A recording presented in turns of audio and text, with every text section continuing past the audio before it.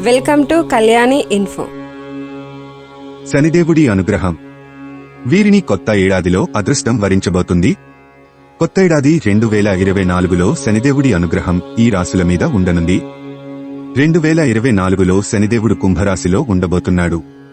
అందువల్ల కొన్ని రాశుల వారికి శనిదేవుని ప్రత్యేక ఆశీర్వాదం లభించబోతుంది. శనిదేవుడు అనుగ్రహం పొందే రాశుల జాబితాలో మీది ఉందా లేదా చూసుకోండి. మేషరాశి. శనిదేవుడి అనుగ్రహం వల్ల మేషరాశి కలిగిన జాతకులకి మేలు జరగబోతుంది. ఈ రాశివారిలో ఆత్మవిశ్వాసం మెరుగుపడుతుంది.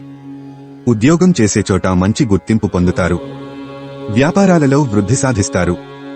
లాభాలు వస్తాయి. సంపద పెరుగుతుంది. ఏదైనా పని తలపెడితే అందుకు స్నేహితుల నుంచి పూర్తి సహకారం లభిస్తుంది. వృషభరాశి. వృషభరాశి వారికి శని అనుగ్రహం ఎప్పుడూ ఉంటుంది. శుక్రుడు వృషభరాశికి అధిపతి. శుక్రుడు శని మధ్య స్నేహం కారణంగా ఈ రాశి వారికి మేలు జరుగుతుంది. కొత్త సంవత్సరంలో ఆకస్మిక ధనలాభం పొందుతారు. ఆర్థిక పరమైన సమస్యల నుంచి విముక్తి లభిస్తుంది. ఉద్యోగస్తులకు అనుకూలమైన సమయం. మీరు చేసే పనికి గుర్తింపు పొందుతారు. ప్రశంసలు అందుకుంటారు. ఈ రాశి వారి సంసార జీవితం సంతోషంగా ఉంటుంది. మిథున రాశి. కొత్త సంవత్సరం శుభప్రదంగా ఉంటుంది. ఈ రాశి వారి వైవాహిక జీవితం ఆనందంగా ఉంటుంది. ఏ పని తలపెట్టినా అద్భుతమైన విజయం సాధిస్తారు. ఆర్థికంగా పుంజుకుంటారు. వ్యాపారాల్లో పెట్టుబడులు పెడితే మంచి లాభాలు పొందుతారు. శనిదేవుని అనుగ్రహం కోసం ఇలా చేయండి. మిగతా రాశుల మీద శనిదేవుని అనుగ్రహం పొందాలంటే కొన్ని పనులు చేయాలి.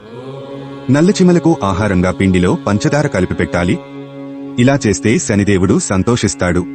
అమావాస్య రోజు నల్ల బూట్లు, నల్ల నువ్వులు, నలుపు దుస్తులు వంటివి దానం చేస్తే మంచిది. ఎటువంటి ఫలితం ఆశించకుండా దానం చేస్తే శనిదేవుని అనుగ్రహం మీ మీద ఉంటుంది. శని చాలీసాను పఠించాలి.